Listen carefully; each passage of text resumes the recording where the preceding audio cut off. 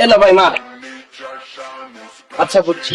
এলা তেল, এবার সুন্দর করে লাগায় মার। কি রে বন্ধু, তুই কি পাগল হয়ে গেছিস? কি শুরু করলি? আরে বাবা, এই যে তেল সুন্দর করে লাগায় মার, আর নাইলে 20,000 টাকা লো। কি করবি? 20,000 টাকা লবি না এই যে তেল দিয়ে সুন্দর করে লাগায় মারবি? বন্ধু তুই প্যান্টটা পর। ভাবি সামনে না, ভাবির সামনে কি শুরু করলি তুই? তোরা যে 10 দিন ধরে কল দিতাছি, কল ধরস না কে? বন্ধু তোরতে যে 20,000 টাকা ধার নিছিলাম না, ওটা বন্ধু দিতে পারতাছি না, এজন্য লজ্জায় ফোনটা ধরি নাই। তোরা যখন টাকাটা ধার দিছিলাম কি কইছিলাম যে বন্ধু টাকাটা কিন্তু আমার না, এক বড় ভাইয়ের কাছ থেকে ধার লইয়া দিতাছি, টাইম মতো দিয়া দি। টাইম তো পার হইছে আরো 2 মাস হইছে, তো অর্ধেক তো মারছে ওই বড় ভাই, যে বড় ভাইটা ধার লইয়া তোরা টাকা দিছিলাম। তো চিন্তা করছি অর্ধেক যখন মারছে, অর্ধেক যখন খাইছি, তো আরো লই। এর লেগে ওই বড় ভাইতে আরো 20,000 ধার লইয়া তোরা কল দিতাছিলাম, তুই তো কল ধরস না। এর লেগে তোর লগে সরাসরি দেখা করতে এলাম। এই লয় এখন তেল সুন্দর করে প্যান্টটা খুললা মার, আর নাইলে 20,000 টাকা ধার লো। আরো 20,000 টাকা ধার লবি না এই যে তেল লইয়া মারবি? মামা তুই ভাবির সামনে আমার এইভাবে অপমান না করলেও পারতি। তোর টাকা আমি কালকেই দিয়ে দেবো। এই বেটা কই যাস? এই বেটা, আরে এগুলা কি রাস্তার মধ্যে? বাইকে উঠো।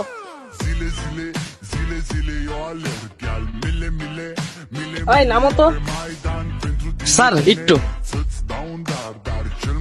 মারেন, খারান বুঝছি।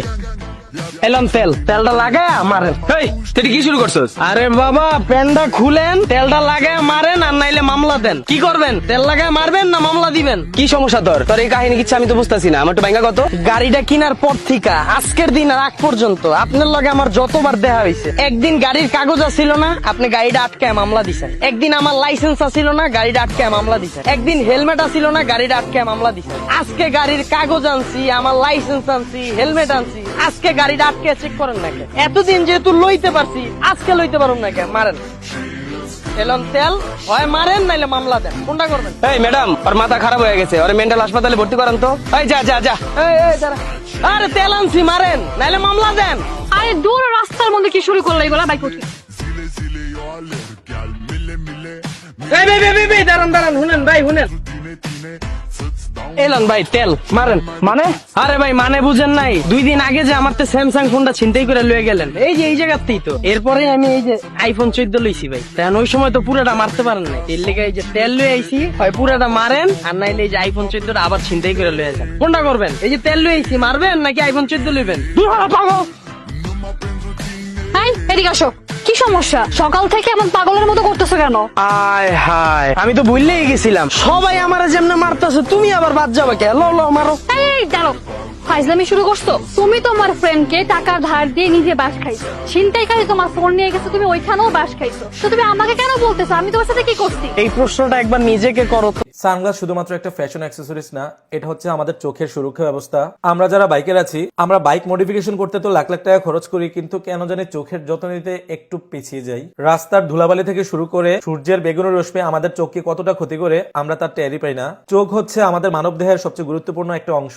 আমরা বাইক হারালে বাইক পাবো, কিন্তু চোখ হারালে কখনোই চোখ ফিরে পাবো না। অতএব আমাদের উচিত বাইক রাইড করার সময় অবশ্যই একটা সানগ্লাস ইউজ করা। আমাদের বাইকারদের বেসিক নিড কি? আমরা এমন একটা সানগ্লাস চাই যেটা আমরা দিনের বেলাও রাইড করতে পারবো এবং সন্ধ্যার পরেও রাইড করতে পারবো। তো বেশিরভাগ সানগ্লাস দেখা যায় আমরা দিনের বেলা রাইড করতে পারলেও এই ধরনের সানগ্লাস গুলো আমরা সন্ধ্যার পর রাইড করতে পারি না। তো এই ধরনের একটা সানগ্লাস আপনার হতে পারে সকল সমস্যার সমাধান। এটা কিভাবে আমি বলছি, এটা হচ্ছে একটা ফটোক্রোমিক সানগ্লাস, যেটা সূর্যের আলোতে গেলে ঠিক এই ধরনের ডার্ক হয়ে যাবে, এবং আপনি যখন সূর্যের আলো থেকে সরে আসবেন এই ধরনের ভিজিবল হয়ে যাবে, এবং এই ধরনের ভিজিবিলিটি দিয়ে আপনি রাতের বেলা যেই কোনো কন্ডিশনে খুব ক্লিয়ারলি বাইক রাইড করতে পারবেন। আপনার মনে হবে না আপনি চোখে কিছু পরে আছেন। আবার যখন আপনি সূর্যের আলোতে যাবেন এটা অটোমেটিকলি ডার্ক হয়ে যাবে। সেই সাথে এই সানগ্লাসে আছে 400 ইউভি প্রোটেকশন, যা সূর্যের বেগুনি রশ্মি থেকে আপনার চোখকে সুরক্ষা করে, এবং সেই সাথে এটা একটা পোলারের সানগ্লাস, যা সামনে থেকে আসা গাড়ির অতিরিক্ত আলো রিফ্লেক্ট করে দেয়। তার পাশাপাশি ফটোক্রমিক হওয়ার কারণে সূর্যের আলোতে এটা ডার্ক হয়ে যায়, এবং সূর্যের আলো থেকে সরে গেলে এটা আবারও ভিজিবল হয়ে যায়। সো আমি মনে করি প্রত্যেকটা বাইকারের জন্য